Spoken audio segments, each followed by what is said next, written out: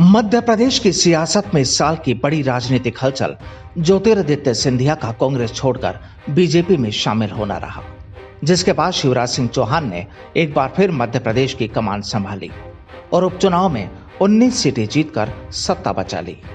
लेकिन महाराज आज भी सुर्खियों में है, चाहे अपनी पूर्व पार्टी की ओर से हमले को लेकर या फिर बीजेपी में मान सम्मान को लेकर।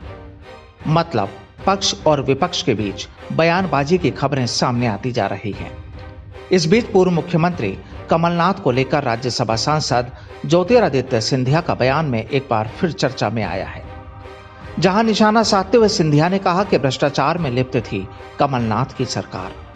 कमलनाथ को घेरते हुए सिंधिया ने कहा कि यह सबको मालूम था, 1.25 साल की कमलनाथ सरकार में वल्लभ भवन भ्रष्टाचार का अड्डा बन गया है। सुबह से रात तक, सूर्योदय से सूर्यास्त तक, रात के अंधेरे में ही नहीं, दिन के उजाले में भी भ्रष्टाचार का समुद्र बन गया था। कांग्रेस केवल जनता के हितों के लिए बनाई गई योजनाओं का हर तरीके से विरोध करना जानती है। यह उसकी परंपरा बन गई है, जिसके कारण ये रहे कि कांग्रेस अब जनता का विश्वास खोती जा रही है। इसके अलावा कहा कि कांग्रेस नेताओं के बीच किस तरह के झगड़े चल रहे हैं, यह तो अंदरूनी मामला है, लेकिन कांग्रेस में पहले जो लड़ाई अंदर बैठकर होती थी, वो अब सड़कों पर दिखाई देती है। वहीं उपचुनाव में अपने समर्थकों पर लेन देन के लगे आरोपों पर अपनी प्रतिक्रिया देते हुए सांसद सिंधिया ने कहा कि मुझे इस विषय में जानकारी नहीं है, लेकिन जो भी इस मामले में शामिल है, रिपोर्ट के आधार पर कार्रवाई की जाएगी और दूध का दूध और पानी का पानी हो जाएगा।